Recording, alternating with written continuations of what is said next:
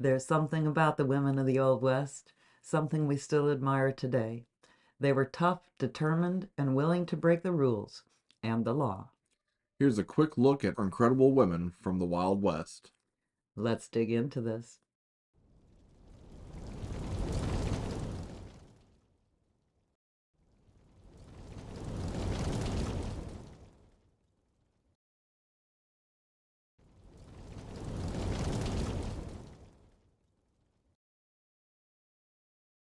Charlotte Parkhurst was born in Vermont in 1812. Her parents died when she was very young, and she was sent to an orphanage where she learned quite quickly that boys had a lot more freedom than girls. One day she stole some boys' clothes and ran away. She was Charlie from then on.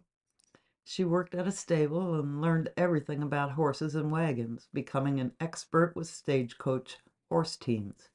Charlie was one of the best six-horse drivers on the East Coast, which took a lot of talent and skill. When some co-workers went west to work during the California gold rush, Charlie followed. She was a driver for the Wells Fargo and the California Stage Company and was only held up once during a 20-year career. When the same bandit tried to rob her again, she shot him dead. Although she was small, she was fearless, and folks said she was a one-eyed, tobacco-chewing, hard-drinking brute. Living as a man, Charlie was registered to vote, and many say she did, on November 3rd, 1868, making her the first woman in America to vote, 50 years before the 19th Amendment allowing women to vote passed. Her last stagecoach run ended in Santa Cruz. She retired when the railroads took most of the passenger business and ranched, raising cattle and chickens. And when Charlie was found dead in bed on December 18th, 1879, at the age of 67, her friends and neighbors were shocked to find out she had been a woman all along.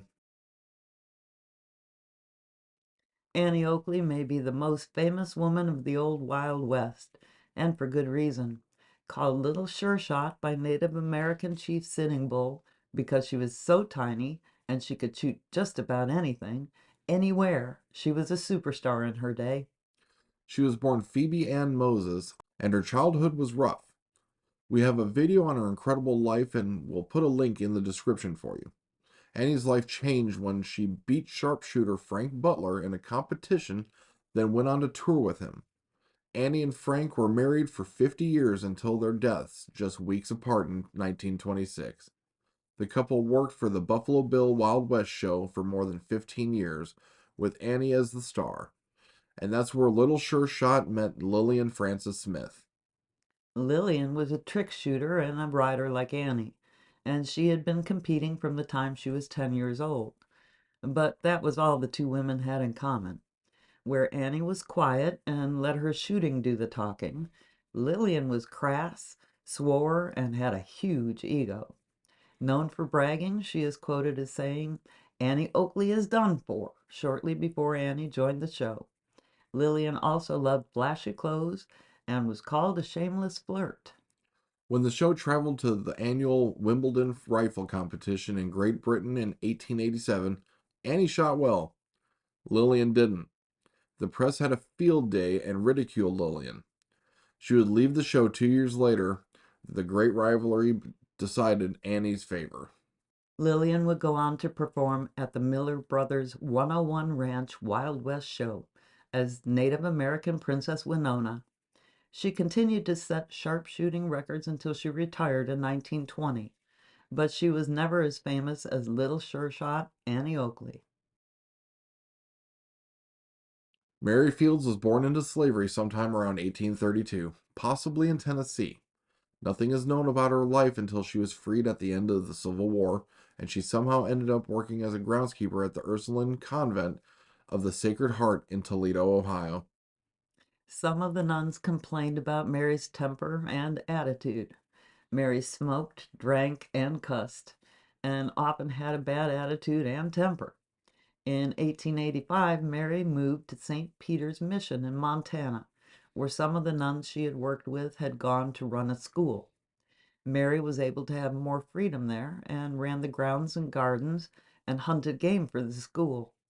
And almost everyone loved her, except the local bishop, who banished her from St. Peter's.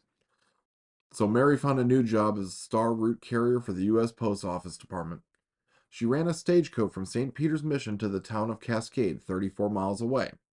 She drove the stagecoach for 8 years without missing one day of work.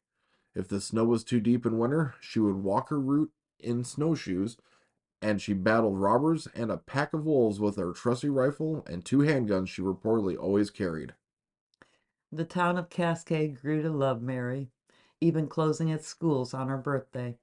Mary Fields, the former slave, was the second woman and first African American woman to be a star route carrier. She died in her early 80s in 1914, and her funeral was one of the largest the town of Cascade had ever seen. This is the only photograph of the Cowgirl label as Nellie Brown. It was taken in the 1880s. We don't know who this woman was. There was no cowgirl named Nellie Brown in the Wild West records, or in any records we can find. She's often identified as Nellie Adeliza Brown, a botanist and government researcher, but this is highly disputed. For one thing, Nellie Adeliza Brown was born in 1876, making the 1880s photo as an adult impossible. Whoever cowgirl Nellie Brown was, she was unique. Only about 1/4 of cowboys in the era were black, and even fewer were women. Her photo embodies the confidence of many women of the West.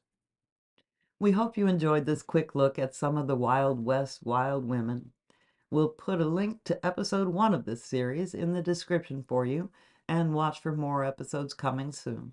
Thanks for watching. Don't forget to like and subscribe. And we'll see you on the next one. Hey, here's another Dragonden video you might like. And if you like this video, don't forget to hit that thumbs up button. And you can hit the notification bell if you'd like to know when our videos come out. Thanks for watching. We'll see you on the next one.